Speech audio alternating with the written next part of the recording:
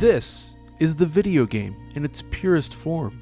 Free from the hustle and bustle of modern life and modern gaming, Tetris is as finely honed a concept as one could ask for.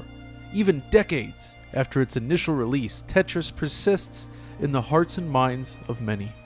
It is, simply put, the perfect game. Or is it? You see, while Tetris as a concept remains a classic example of focused gameplay, there is room to push the concept from addictive game to near spiritual journey. I speak, of course, of Tetris Effect. And today I'm here to examine what it is that makes this iteration of the puzzle classic so remarkable. The concept of fusing music with puzzle gameplay is certainly nothing new for producer Tetsuya Mizuguchi. This is a core tenet of his games after all, but I believe Tetris Effect represents perhaps the best effort yet. Today then, we're taking a journey through time to explore the visual evolution of Tetris in many of its most beloved forms. Since its inception, Tetris has evolved visually, aurally, and in terms of play. And it is amazing to see just how far this simple puzzle game has come. So join me on this special episode of DF Retro with a touch of modern gaming as we explore the world of Tetris Effect and beyond.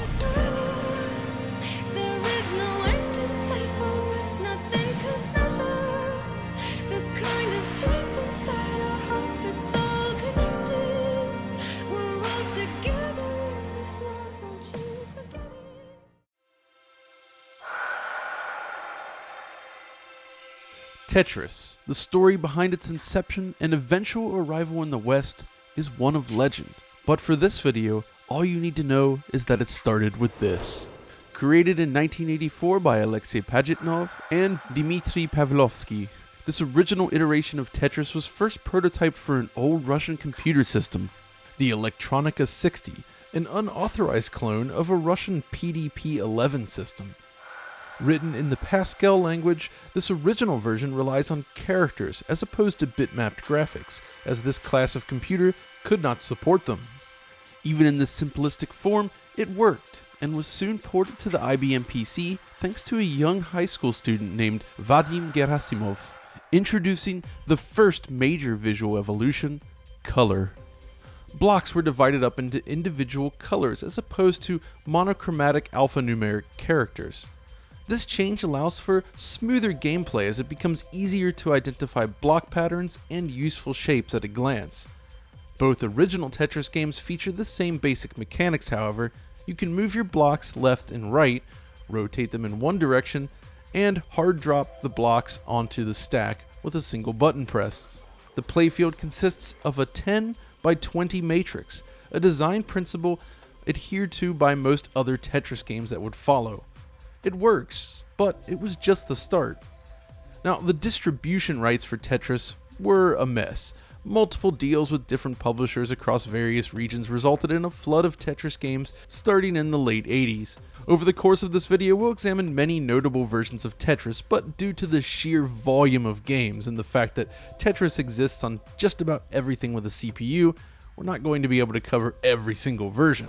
Let's begin our journey with one of the most infamous releases, the original bulletproof software conversion for Nintendo Famicom, which was developed and sold without the proper console rights, a situation that would eventually lead to Nintendo purchasing console rights thanks to Hank Rogers and his pursuit of portable rights for the upcoming Game Boy. While relatively obscure compared to other Tetris releases, this is a surprisingly faithful adaptation of the original game, but it's less intuitive to play if you're used to the current iterations. The main issues are the limited controls and the fact that you're limited to a hard drop rather than a soft drop. It's the difference between immediately dropping the block onto the stack versus lowering it at your own pace. Like the PC version, you rotate pieces by pressing the key between left and right. In the case of the Famicom, this means down on the D-pad. The hard drop then is assigned to one of the face buttons. It can be difficult to wrap your mind around the controls these days, but it plays well enough and it's fast. And visually, this version features fancier blocks and background designs compared to the original PC release, and was released only in Japan. The next Tetris game for NES was again developed by Bulletproof Software for Nintendo, and is one of the more common variants. This version is still relatively simple with single direction rotation, but it introduces the soft fall, a feature which allows you to hold down on the D-pad to accelerate block speed, but it lacks any of the advanced features that would soon follow, and doesn't even include the hard drop that was featured in the original release. The background graphics are all based on Tetris shapes pretty much, and are relatively simple in design, but it has a clean, colorful look. It's a solid version of Tetris, if a little bare bones. It is a marked improvement over the clunky Bulletproof Software version, however. Then there's Tengen Tetris. Due to a legal battle over console rights, this version of Tetris was quickly pulled from market, thus it remains a pricey cartridge for collectors. In comparison, this version sports an entirely different visual design. Blocks are shaded in a way to convey a 3D appearance and lack the segmented design of the other 8-bit version, and when blocks lock into place, they become a singular color. The game is also displayed in a 2-player side-by-side configuration even when playing alone. When you achieve a certain number of clears, you reach a score tally screen, which then changes the color of the locked playfield. This is basically equivalent to the B-type mode featured in some of the other versions. One neat touch in this game, visually at least, is the animation and text used when clearing a line. It looks really nice in motion. That said, I'm not a huge fan of the way this one plays, as pieces cannot be easily rotated against walls in certain instances, and the controls feel a little stiff with the way everything's timed, but it's still a decent version of Tetris. What's interesting about this NES version, however, is that it was derived from the Atari arcade release. Released a year prior, this NES version is a reasonably close facsimile of the arcade game.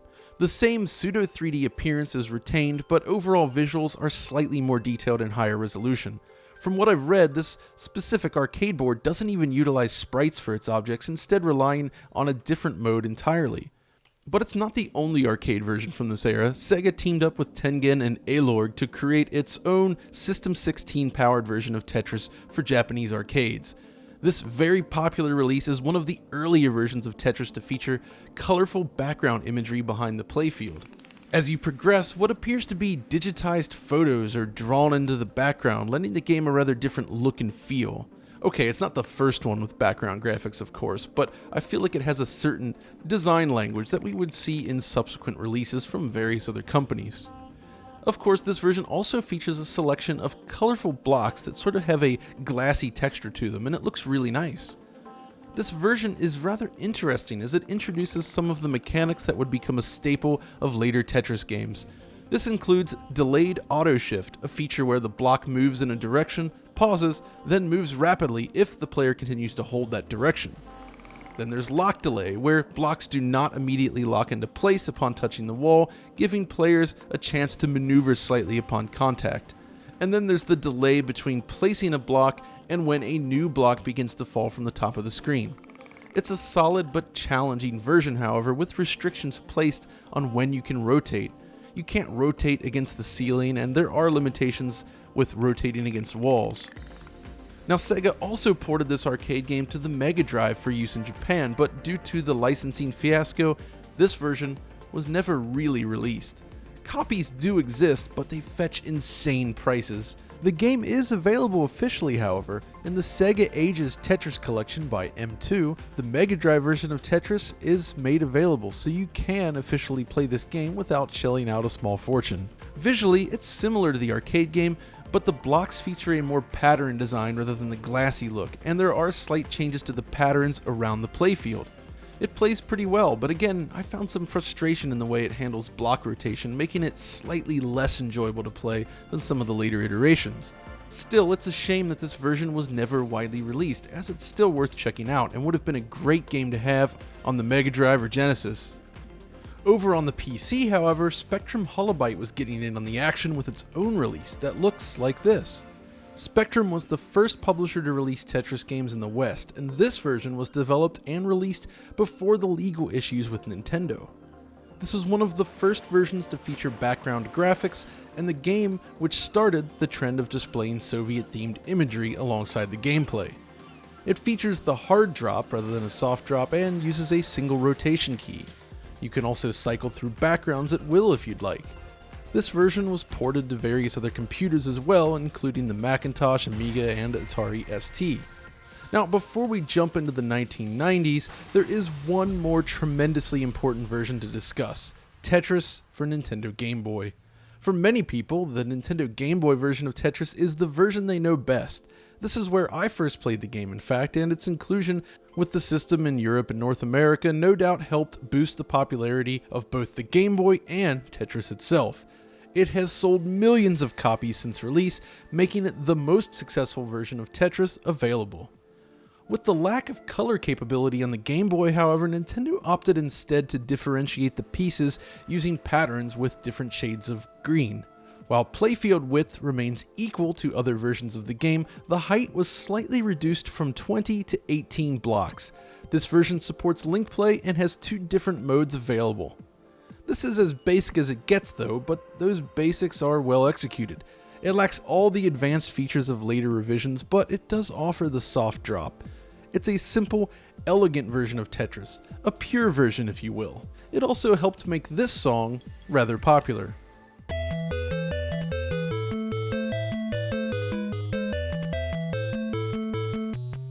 Thanks to the Game Boy version, this is basically the theme of Tetris. But before the decade would close out, Alexei Pajitnov would release a follow-up to Tetris, known as Weltris. The pseudo 3D perspective and wireframe graphics were suitably late 80s, but the gameplay was expanded in different ways, with blocks falling from 4 different walls into what amounts to a well, hence Weltris. Lines are still eliminated the same way, but spilling outside the playfield temporarily freezes a wall, preventing players from using it until it resets. It's a neat idea that more closely resembles the game of Pentominoes, which inspired Alexei in the first place, but I don't think it's quite as enjoyable as actual Tetris, and the controls are a little convoluted. Still, it's a neat little game and a great way to end the decade.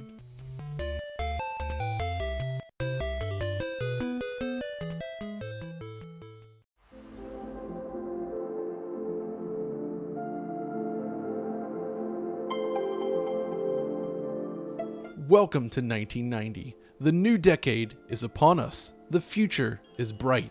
Video games are big business, and the personal computer revolution is well underway. Which is why it's fitting that the first version of Tetris released for the new decade was the Microsoft Windows 3.0 version, included in the Best of Entertainment pack. This version has a decidedly early 90s appearance, but it works. You can play it in 1 or 2 player modes, and it has those simple and clean visuals that operate within the Windows environment. It's very early 90s. It's also very simplistic. You have a hard drop rather than a soft drop, and the ability to rotate the shapes in just one direction. It's supremely basic, but that's what early Windows games were all about, really. It's exactly the kind of game you would expect to find alongside Minesweeper and Solitaire, only it's Tetris, so it's even better. 1990 also saw the release of another Pajitnov game, Tetris for the NES. It's basically a hat matching game which requires you to line up a number of hats as they fall in pairs while keeping the playfield clear. It's a strange little game, but surprisingly fun. Again though, the original Tetris concept remains the king in my book. 1991 then saw the release of 3 official Tetris games, 1 PC title, 1 Famicom game, and, well, a board game. On the PC, Spectrum Holobyte released Super Tetris, a strange take on the Tetris formula with VGA graphics and a new way to play Tetris. The main mode presents the player with a field of garbage blocks on the bottom half of the screen, taking up about 14 blocks in height, with a 14-block blank playfield above it. Using a mix of bombs and tetrominos, players play a rather strange version of Tetris. It's certainly interesting and it has some relatively nice VGA graphics, but it's not the most engaging version of the game, I'll say. Over on the Famicom, however, Bulletproof Software returns with Tetris 2 plus BomBliss. This is a surprisingly great game with two completely different takes on the Tetris formula. Tetris 2 is, well, Tetris. It plays much more like Nintendo's own Tetris game, but even smoother thanks to smooth object motion for shapes. Rather than clicking over in set intervals, each shape smoothly scrolls from position to position. It's not necessarily optimal for precise Tetris gameplay, but it sure looks smooth compared to virtually every other version of Tetris. It's a solid release of the game and it plays a heck of a lot better than Bulletproof's original Tetris for Famicom. Visually, it has a very basic look with segmented blocks and a limited color palette, but I still find it rather attractive due to its smooth motion and simple, clean designs. BomBliss, on the other hand, is an entirely new thing. This would be released in the States as Tetris Blast at a later date and is basically a more puzzle-oriented take on the Tetris formula, but with bombs. The idea is to clear lines while chaining together bombs in order to clear the playfield. With colorful blocks, animated backgrounds, and smooth scrolling of the pieces, it's a fantastic version of the game and a fun concept in general. If you're looking for a different take on puzzling, this is a great addition, and it's not the last time you'll see it. 1992 then brings us 3 new Tetris games. Spectrum Holobyte returns once again with Tetris Classic, which is a simple version of the original Tetris for IBM PCs with upgraded visuals. Plus, it lacks all the funny business of Super Tetris. It's basically a classic style Tetris game, as the name implies, with a lot of different modes and options and adjustable things. The enhanced graphics and the support for all sorts of different sound cards brings this in line with what you'd expect from a PC game during this era. It also adds the soft drop to the mix, and it generally plays really well. This is probably the best version of Tetris yet released on the PC as of 1992. Over on the Super Famicom then, in Japan, Bulletproof Software returns once again, this time with a port of Tetris 2 plus BomBliss. It's basically an enhanced version of the original game with Super added to the name. Thanks to its larger color palette, this version of the game features improved visuals, while removing the optional construction mode from the Famicom version.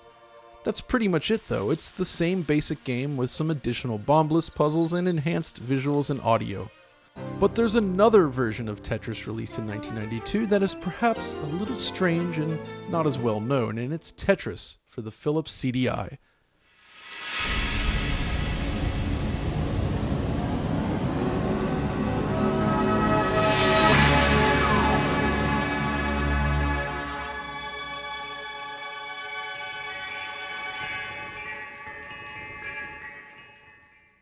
This is both one of the best and worst versions of Tetris we've seen yet. Let me explain. Presentation-wise, this is one heck of a release. Using the enhanced CD capabilities of the system, the CDI version supports smooth, high-color, nicely animated nature scenes in the background and a nicely shaded playfield. In fact, the playfield itself almost stands as an obelisk towering over each serene environment. In addition, a completely chilled out soundtrack plays in the background, further enhancing the experience, and this is what is key to the CDI version of Tetris. It is such a unique experience and one of the first Tetris games that completely shifts the atmosphere of the game into a new, unexpected direction.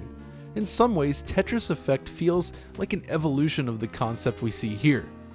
While the theme associated with the Game Boy game is most remembered from this era, my pick for the best Tetris soundtrack of its first decade is this version. It sounds amazing. Unfortunately, when it comes to actually playing the game, it's not very good. The CDI controller that I own just isn't good enough to enjoy Tetris. Combine that with the single direction spin and somewhat limited controls, and it just doesn't play very well at all, which is a shame as it could have been a fantastic version of the game with some tweaks and changes. From here though, we enter 1993 with a Super Famicom classic that unfortunately never left Japan. This is another Bulletproof Software game, and it's their best take yet on the formula. Tetris Battle Gaiden plays out in 2-player mode against either another player or the AI. Unlike your traditional Tetris experience, both players draw from the same pool of tiles in the middle of the screen. Small orbs are included in some shapes, and eliminating the lines with these orbs grants you magic, which can be used by pressing up. The more orbs you save up, the stronger your attack. It's fantastic stuff. This version also features beautiful pixel art backgrounds and characters. There's lots of animation here, smooth motion of the blocks, and a beautiful color palette. In fact, it's the first anime-esque version of Tetris we've examined thus far, but it's awesome. The look, sound, and feel of Tetris Battle Gaiden make it one of the essential releases. This is a must-own.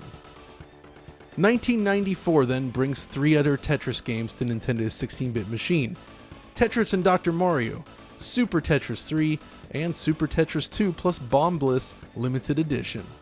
Let's start with the last of the 3. This is just another release of Super Tetris 2 plus BomBliss, with new BomBliss stages, a modified title screen, and a new bulletproof logo. And that's about it. BPS also released the final in its trilogy of Tetris this year, Super Tetris 3. This goes for more of a Russian theme in many of its backgrounds and features many new style of block tiles. This version includes 3 game modes, including Tetris Classic, Magicalist, and Sparkless, which is basically just BomBliss. All 3 modes are good fun, and this version, like BPS's other games, uses smooth motion for tetrominoes. It does feature lock delay though, so you can rotate after colliding with the block wall, and it generally plays pretty well. It's a solid, nice looking version of Tetris with plenty of extra options. Not a bad way to play the game. Nintendo also released a combo game featuring Tetris and Dr. Mario, which offers, well, Tetris and Dr. Mario. I haven't spent a lot of time with this one to be honest, but it looks fairly nice, suitably 16-bit. The visual design is modeled after the tetrominoes themselves, with a lot of angles and simple designs reminiscent of the original NES release, which makes sense since these are basically enhanced SNES versions of original NES games. Both of them are good, and there's some interesting variants here, but it's nothing really that special, honestly. For 1995 then, we're looking at 2 games in this video. The first is yet another bulletproof software title, this time for Virtual Boy. Unfortunately, I lack the means to capture real Virtual Boy hardware, so I'm relying on emulation. I typically try to avoid using emulation in DF Retro, but in some cases there's just no way around it. So this is basically what it looks like then. The idea is that it's Tetris, with a pseudo 3D appearance during play thanks to the star field behind the playfield. It works surprisingly well, but is ultimately just another version of BPS Tetris, this time in red. My only complaint is that the lock delay window seems a little long for Tetris, resulting in annoying errors. A 3D version of Tetris was also released on Virtual Boy, but I had a difficult time getting this one to look quite right via emulation, but there it is. The other big 1995 Tetris release though is one of my favorites. I'm talking about Tetris Plus. This bad boy was released in the arcades initially in 1995 before being ported to the Sega Saturn, PlayStation, and Game Boy. We're looking at the PlayStation version here, but it looks about the same on Saturn. With cute characters, bright graphics, and tight Tetris gameplay, this is a charming, smooth-playing version of Tetris. But that's not the real draw here. You see, Tetris Plus is all about this amazing puzzle mode. Basically, you solve Tetris puzzles by making gaps large enough for the professor here to reach the bottom of the stage. Then it's on to the next puzzle. It features gorgeous 2D sprite work and beautiful backgrounds throughout. It's one of the most beautiful Tetris games we've seen yet. I love it. But then we come to 1996 with a pair of games to check out. The first is Tetris Blast for the Game Boy, which is basically a portable version of BomBliss, and it's pretty good. As yet another BPS release, you get the same smooth shape movement and clean visuals. The move to black and white necessitates some slight design tweaks of course, but it's faithful to the NES original overall. This isn't really Tetris of course, but I still had to mention it. Then there's Tetris X on the PlayStation. No, it's not rated X unless you consider the flesh-colored Tetris blocks to be, well, slightly on the mature side. No, this is just a regular Tetris game, and from what I can tell, the first official Tetris game released in the post-Nintendo era on a home console. This is after the rights reverted to Pajitnov. Really though, this is just as basic a version of Tetris as you could ask for. The music is fairly generic, the look and feel is normal. I mean, it looks perfectly fine with some nice 2D pixel art graphics, but there just isn't much special here. It does control rather nicely though, I must admit, but it's a decidedly old school version of Tetris without any of the modern conveniences. Still good though. Which is also true of Tetris 64, released in 1998. This is a fairly basic Japanese-only Nintendo 64 game, and it's unique in that it's one of the few N64 games with straight traditional 2D pixel art graphics. As such, it's worth checking out for this fact alone. It also features a crazy mode known as Giga Tetris, which uses large shapes that can break apart into smaller pieces, which is cool, but there's one more insane feature here. Bio Tetris. This version of Tetris is just Tetris, but with one minor difference. You can use the Nintendo 64 biosensor produced by publisher Seta. Yeah, you attach this crazy thing to your ear and it measures your heart rate, varying the speed of the game based on the results. Vitality sensor, anyone? Yeah, it actually happened. No wonder this was Japan only. This same year though also saw the release of another portable Tetris game, Tetris DX. This is basically just a color-enhanced Tetris game to go along with the Game Boy Color.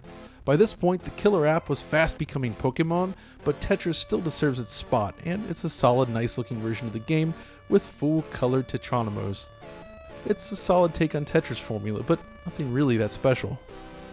Then we come to one of the best releases, Tetris the Grandmaster. This initial version was released in 1998 by Arika, offering a unique take on the Tetris formula. Unlike other games in the series, TGM centers on a time attack mode. The goal, to reach level 999 while completing different requirements along the way to boost your ranking. In terms of core mechanics, TGM includes lock delay, enabling extra maneuverability before locking your piece into place, initial rotation along the top of the playfield just before the piece begins to fall, along with basically infinite gravity at the upper end of play where blocks basically just fall instantly onto the playfield. The footage featured in this video was captured on a real arcade board thanks to Zach Amador, a very skilled Tetris player who was nice enough to help out with this updated version of the video. The original game offers a decent challenge, but for skilled players, it's kind of a cakewalk. Zach managed to easily achieve a GM rank here using just one hand. But that doesn't mean there is not a challenge here. There's a big mode code available, for instance, which does exactly what it says. Giant tetrominos are dropped onto the standard size playfield, making it very, very difficult to survive. Now, while the hardcore are going to focus on the play, it's worth mentioning the presentation here. Simple, clean pixel art combines with colorful backgrounds to create a great looking version of Tetris. This initial version of the Grandmaster runs on Capcom's ZN2 hardware, which is similar to the original PlayStation and powers games such as Rival Schools, Strider 2, and Street Fighter EX2. So yeah, it's fair to say that this is one of the best Tetris games thus far, and it would continue to evolve in time. New to version 2.0 of this video is Magical Tetris Challenge by Capcom. This is another 2D Tetris game for the Nintendo 64, and it features gorgeous pixel art graphics. Seriously, this is one of the nicest looking games on the system, I think. It also showed up in arcades, of course, and was released on PS1, and there's even a Game Boy Color version. Not only that, it sports a fantastic soundtrack and some interesting new twists on the gameplay. While it does feature a more classic take on Tetris, the magical version is a little different. Basically, when playing in two-player mode against either AI or another player in story or endless mode, it's a normal game of Tetris until the other player attacks, and the attacked player ends up receiving a set of so-called magical pieces, which includes a bunch of crazy new shapes that you haven't really seen in a Tetris game before, and stuff like a 5-block line. There's some strategy here in terms of how you clear the blocks and combating against other players, so it's a kind of a fun little variant, and it's different from every other Tetris we've checked out thus far. The aforementioned story mode also includes a lot of these dialogue sequences between each map, which is kind of interesting, I suppose. Either way, it's an awesome version of Tetris, and it's definitely worth checking out. The last 1998 game that we're looking at today then is for the Sega Dreamcast. This is a super early release for the system and was developed by, no surprise here, Bulletproof Software. Yep, they're back again, this time with 3D graphics. This is a very fast, very playable version of Tetris. As a Dreamcast game, it runs at 640 by 480 with polygonal graphics at 60 frames per second. The backgrounds behind the playfield are of course fully 3D as well. Honestly, while it's a competent version of Tetris, it just feels a little drab overall and is still relatively limited in terms of feature set. It's Tetris, but nothing more, which makes sense for a launch window game. But in 1999, Sega itself took another shot at Tetris with Sega Tetris. Okay, well, this was released in the arcade on Naomi hardware in 1999. The Dreamcast version would follow later, in Japan, but hey. This was developed by WoW Entertainment and offers a suitably Sega presentation with bright, bold colors, a smooth 60 FPS frame rate, and fully polygonal visuals. Sega Tetris takes on a very different look compared to Tetris 4D. It's crisp, it's beautiful, and it has a catchy soundtrack to match. Most importantly, the controls and mechanics feel like a great evolution of the original Sega Tetris, and even at higher speeds, it's relatively easy to perform well. The lock delay time is reasonable, and it features ghost blocks which show where your blocks will appear on the playfield. It's not quite as solid as Tetris the Grandmaster, I'd say, but it's a great little game for Dreamcast. Next up in 1999 we have the new Tetris for Nintendo 64, and this, my friends, is one of the best Tetris games to this point. The new Tetris introduces a lot of rules and mechanics that would become standard going forward. That means it has lock delay, soft and hard drops, along with a visible ghost piece to show where your block will fall. This version also introduces the option to see 3 blocks ahead and hold a piece for later use. All mechanics that would become important later on. This version also has a nice looking visual style. The blocks themselves appear to have a proper 3-dimensional sheen with a large specular highlight visible across the playfield, while the backgrounds are beautifully rendered and animated. The whole thing just feels really slick, yet still very 90s. So who's responsible for this one, you ask?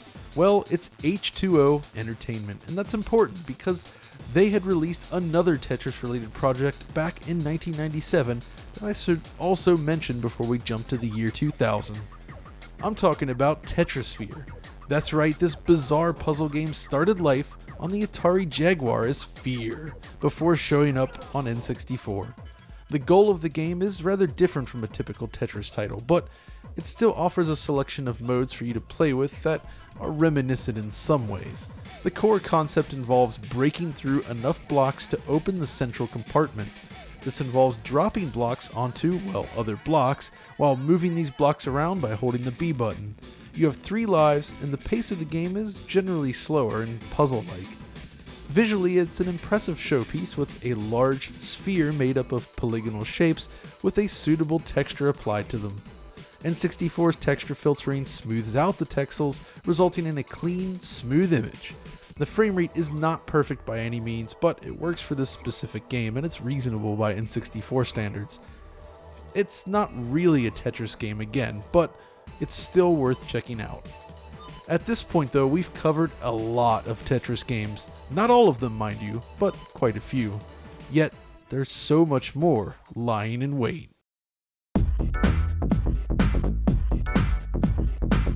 The turn of the century. Things are very different in the world of gaming. Nintendo is no longer the clear market leader, PlayStation rules the roost, and Sega is struggling to survive. And what's this Microsoft thing? Tetris, however, continues unabated. There are so many Tetris games released after the year 2000, so I'm just going to stick to a small selection of interesting examples. Otherwise, the Tetris effect itself may overwhelm me. And yet, we still have to talk about that game, of course. Let's kick things off with the amazing Tetris, the Absolute Grandmaster 2, the sequel to TGM. This version continues to improve upon the original. Running on a Saikyo arcade board, TGM2 introduces more advanced background graphics and a smoother playfield. It's also notoriously difficult to capture. This footage is running on real hardware, but the original board outputs 61.68 Hz, requiring a chain of devices to work around. Thankfully, Zach pulled this off as well, and this is how the game looks running on a real machine. In terms of the basics, you get ghost blocks, soft and hard drops, plus the core mechanics of the original game. This version introduces the normal mode, which is more in line with traditional Tetris, while Master Mode of course offers the same time attack based system from the original game. Achieving a GM rank in Master Mode though is more difficult in TGM2. You need to hit level 500 in less than 3 minutes and 25 seconds, otherwise the game ends with a slightly sarcastic staff roll. Brutal. In addition, a few months after its release, Arika released a plus version of the game with a new death mode. This version starts at 20G and gets faster. 20G, by the way, references the gameplay speed or gravity. It's extremely fast and difficult to play until you begin to really understand the game.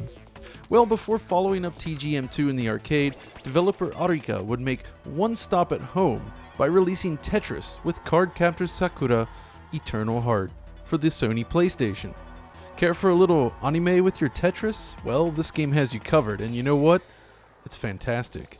The core mechanics are based on the TGM engine, so you know it plays well, but the core selection of game modes differs rather significantly from classic Tetris. The most intriguing is the story mode. Here, players go through a series of challenges while still shots and dialogue play out in between. This is essentially a puzzle mode. Each board presents a pattern with a handful of specific blocks you need to clear. You basically need to maneuver your pieces around the playfield to clear these blocks, then you move on to the next map. It's a concept similar to what we saw in Tetris Plus, and it's super well executed here. In fact, this is one of my favorite Tetris variants that we've discussed thus far. It also has a battle mode with traditional battle rules that allow you to play against another player or the AI. My only real complaint with the core gameplay here is the overly lengthy lock delay. Your piece simply takes a little bit too much time to lock into place, which can cause you to make errors if you're used to other versions of Tetris. It's a great looking game too. Large pixel art characters and drawings based on the series are displayed all over the place. Transitions are smooth and loading is super fast. It was a late generation PlayStation game, of course, and wasn't released in North America or Europe, which is a shame as it's a ton of fun and I suspect it would have done okay at a lower price. Definitely worth checking out now though. Next up is Tetris Worlds. This game was released across many different platforms, with each subsequent version improving upon the previous one. Unfortunately, I only have a copy of the game on PlayStation 2, and with the video already running so long, we should probably keep this one quick. The PC and PS2 versions were seemingly developed by Blue Planet Software, which, based on what I managed to dig up at least, seems to be the successor company to Bulletproof Software. Yep, BPS lives on. This version of Tetris wasn't especially well received at the time, but honestly it's pretty good and many of its features would go on to define the Tetris rule set in the future, which makes sense as the company was helmed by Hank Rogers, who was key in obtaining rights to Tetris for Nintendo. Tetris Worlds features a lengthy lock delay with the ability to basically spin a piece freely until you desire to lock it down. At the time this was considered cheating, but it works well and allows for super high speed gameplay. Tetris Worlds also uses the super rotation system, which is defined by the current Tetris guideline as the standard. This influences how and where the tetrominoes spawn above the playfield. This version also includes both a soft and hard drop, but the hard drop immediately locks to the playfield. Tetris World sports 3D graphics and smooth 60 FPS performance as you'd expect, though I found the art direction to be somewhat on the dull side. Still, this is a good version of Tetris and one that would influence the series going forward. From here though, there's a million other random iterations of Tetris and I don't have many of them on hand, thus we're jumping straight to 2005 for one of the best Tetris games ever made, Tetris the Grandmaster 3 Terror Instinct.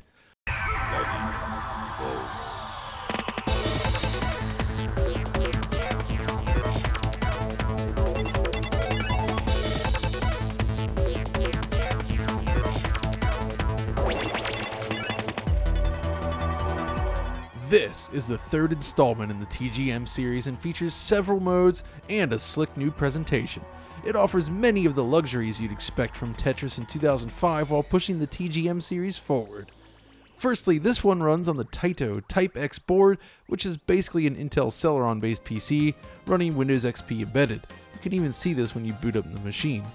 This footage was once again captured from an original Type X board at 480p versus the lower 240p resolution of the original two games. New to the Grandmaster series is the hold mechanic, which has appeared in various other games before this, as well as the ability to preview 3 blocks. Gameplay-wise, TGM3 offers a new easy mode, which is something I had not seen before in the series. It's basically Tetris with a tutorial. The game places ghost blocks designed to hint at optimal places. It seems to analyze the playfield and make suggestions based on the situation. It's a neat way to ease new players into Tetris.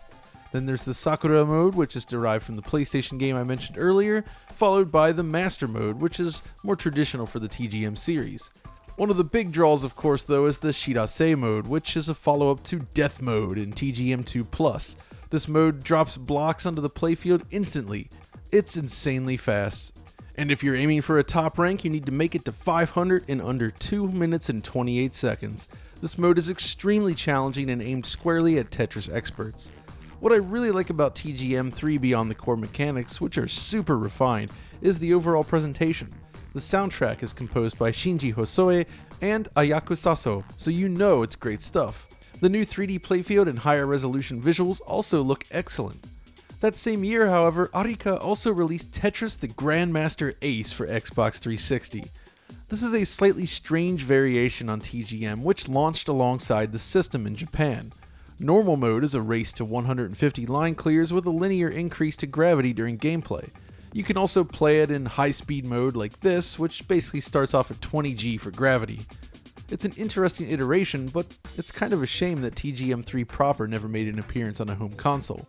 Still, as a launch title for Xbox 360, it runs at 720p. There are bars along the left and right side of the screen, of course, but it's a very sharp, clean-looking game.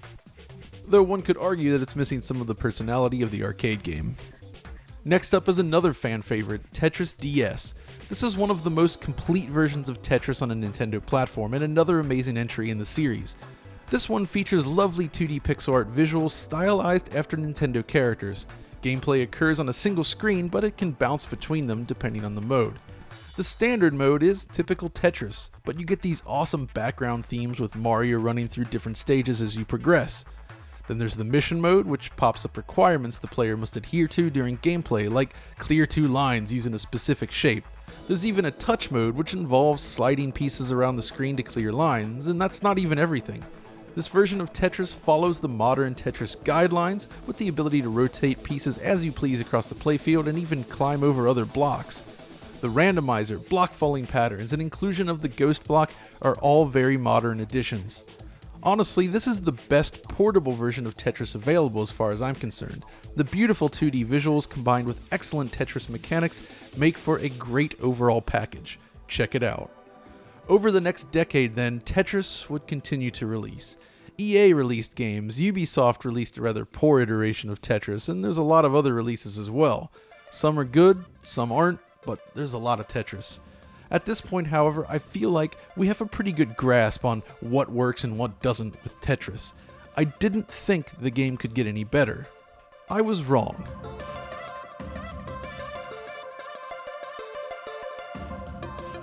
Close your eyes so you see my vision. Unite the souls so there's no division. Look into the future, we see all seasons. Aiming for the top, but what's the reason?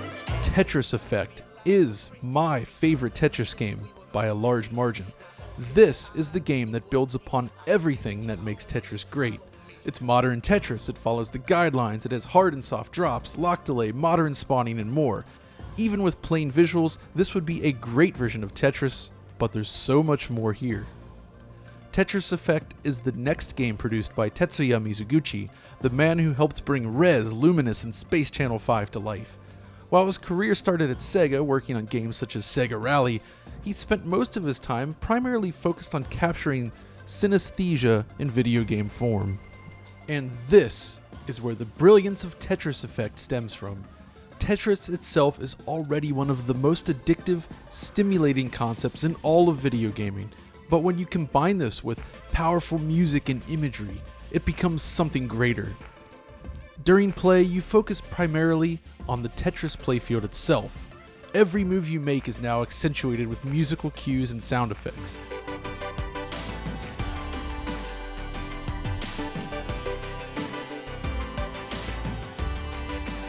The background visuals wash over you as you play, while music fills the space around you. Speed does not increase in a linear fashion. Instead, gravity is adjusted based on the tempo of the music, and the light show around you. The pace of the game quickens, the music becomes stronger, the visuals more intense. You can barely keep up. Then, just as you reach the breaking point, a calming sensation washes over you as the pace of the game and the tempo of the music slows down. The red fires are replaced with cooler hues. You take a deep breath. It's this emotional seesaw that works so well in this game. One part of your brain is laser focused on playing Tetris, but your other senses are sending different signals. It's powerful stuff. This is the ultimate realization of what Mizuguchi was aiming for all the way back in the year 2000. A perfect marriage of gameplay, music, and visuals. And these visuals play a huge role in the experience. Powered by Unreal Engine 4, Tetris Effect puts on quite the light show. GPU-accelerated particles fill every screen. Strange formations dance in the background and shapes glide effortlessly across the screen. There's a huge number of unique skins for this game, perhaps more than any other Tetris variant I've played, and each one of them is beautiful. It's a perfect fusion of art and function. Initial capture suggested that we were looking at 1080p on the PS4 Pro, but after a second round of capture, we determined that it's closer to 1620p instead. It's not native 4K, but it looks pretty good. It also features HDR, which is a perfect match for this game specifically on an OLED TV.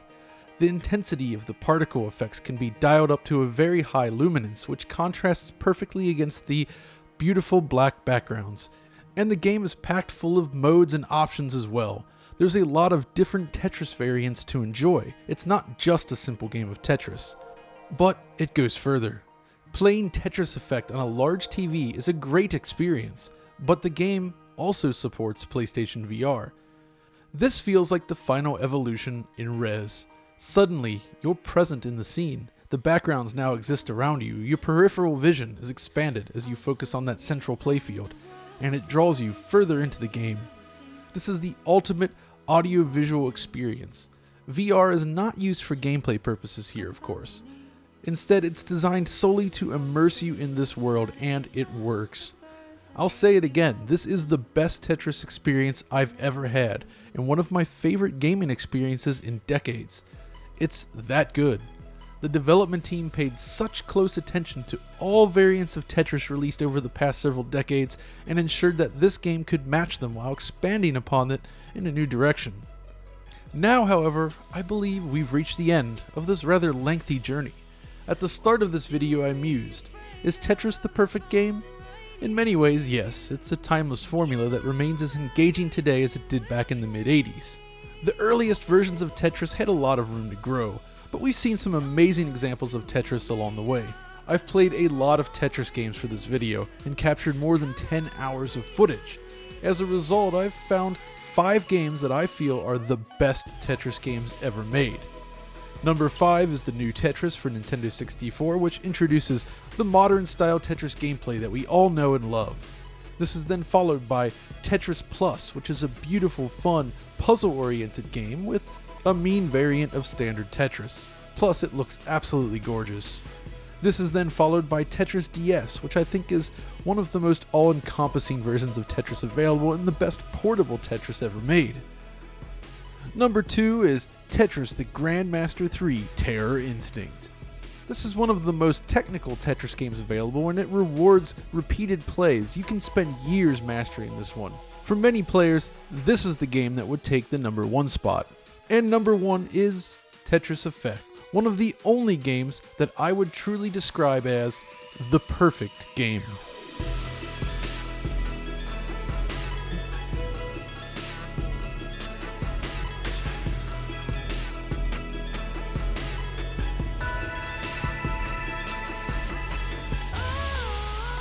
What could you be for